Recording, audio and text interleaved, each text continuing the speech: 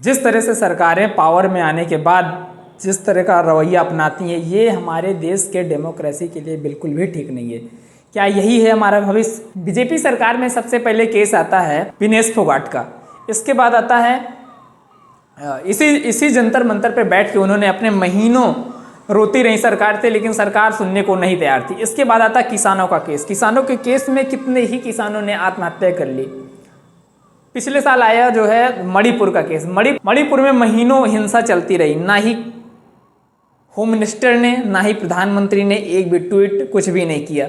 अब इसके बाद केस आता है स्टूडेंट का। पर एक छोटा सा मामला है, लेकिन जो ओवरऑल एम्प्लॉयमेंट लेवल है, जिस हिसाब से इन्फ्लेशन बढ़ रही है, ये सब के लिए जिम्मेदार है गवर्नमेंट। भारतीय राजनीति पे ये जो कीड़ा लग गया है ना कि हम सत्ता पे आएंगे, हम ऐसे चलाएंगे, हम ये करेंगे, ये सिर्फ और सिर्फ एक झांसा रह गया है। मोदी सरकार का स्लोगन है सबका साथ सबका विकास। ये है सबका विकास। लाल कामरा ने सीजेपी के सपोर्ट पे आकर कहा कि सीता के पति का नाम लेकर आप नीता के पति का, वो एकदम सही बात है। जो पार्टी को फंड करती है उसी का लगातार स्टैट्स बढ़ रहा है। अडानी अंबानी पिछले सालों का इनका स्टैट देखो, इतना धुंध ग्रोथ आई है। मैं आपसे सिर्फ एक चीज़ पूछना चाहता हूँ, क्या अभी जो 18-20 साल के बच्चे हैं या जो 14-15 साल के विद्यार्थी हैं, जो आगामी पीढ़ी है, तो क्या उसका भविष्य यही होने वाला है? कुछ चंद नेताओं के हाथ में, कुछ चंद उद्योगपतियों के हाथ में चीज़ें जाने वाली हैं। प्राइवेट ज्वाइन करने पर प्राइवेट वाला मिनिमम से मिनिमम सैलरी देने की कोशिश करता है। ये चीज़ कहीं ना कहीं आर्थिक असमानता को बढ़ावा देती है। ऐसे होता है सबका विकास। अब महिला सशक्तिकरण के नाम पे जो दिल्ली पुलिस कर रही है, दिल्ली की जो सीएम है खुद रेखा गुप्ता है, वो महिला है एक। उसके बावजूद जो दिल्ली पुलिस महिलाओं के साथ गर्ल्स के साथ जो किया है, वो ये घटिया हरकत जो है, ये जो जिस तरह की घटिया हरकत दिल्ली पुलिस ने की है, ये आने वाले समय में ना कोई भी दिल्ली पुलिस नहीं ज्वाइन करेगा। बात सिर्फ दिल्ली पुलिस की नहीं है, जो वहाँ के हेड हैं, जो वहाँ के आईपीएस थे, उन्होंने भी इसी चीज़ को बढ़ावा दी। उन्होंने फिर इन सब चीज़ों का कौन जवाबदेह है? जवाबदेही डेमोक्रेसी में जवाबदेही तय करना जरूरी है।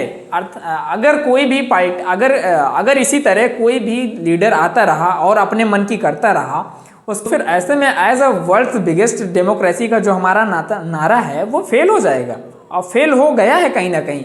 आज बीजेपी और मोदी के जिस एरोगेंस के कारण ये प्रोटेस्ट हुआ है ना, लास्ट में मैं आप सब लोगों से यही कहता हूँ कि अंधभक्त मत बनिए। आप राम भक्त हो सकते हैं, आप मोदी भक्त हो सकते हैं, लेकिन अंधभक्त मत बनिए। किसी भी पार्टी के नेता को अगर आप अंधभक्तों की तरह सपोर्ट करने लगे तो ये जमात जाने वाली कहीं नहीं है। ये इसी तरह आएंगे और कोई ना कोई आएगा।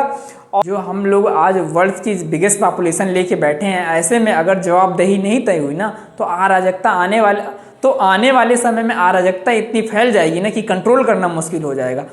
आपसी झगड़े इतने बढ़ जाएंगे कि उनको आपस में सुलझाना उनको मुश्किल हो जाए। एज अ राजनैतिक हम लोग फेल कर चुके हैं, और शिक्षा व्यवस्था भी फेल ही के कगार में। दिल्ली पुलिस है, जो वहाँ के आधिकारिक ड्यूटी पर थे, उन्होंने सिद्ध कर दिया है कि हमारे एजुकेशन का स्तर ये है। गिरफ्ती वालों ने अपना सारा दांव मोदी जी पे खेला है। उन्होंने उसके बड़े बड़े शो कराए, बड़े बड़े seminars, road show, foreign visits, और ये सब बीजेपी ने अपने फंड से दिया है। बीजेपी ने सिर्फ और सिर्फ सारा दांव मोदी जी पे खेल लिया। क्या कोई और नेता नहीं बचा है? क्या किसी और से सलाह लेने की जरूरत नहीं है?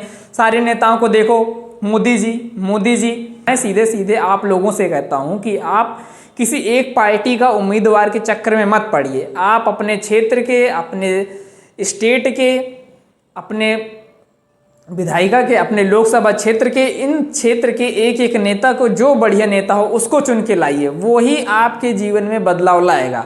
अगर आप सोचें कि एक व्यक्ति पे हम लोग दांव खेलेंगे, एक व्यक्ति पे भरोसा करेंगे, तो फिर अंत में परिणाम यही होने वाला है। आज देख लो आप, अभी ये एरोगेंस पार्टी का नहीं टूटेगा। ये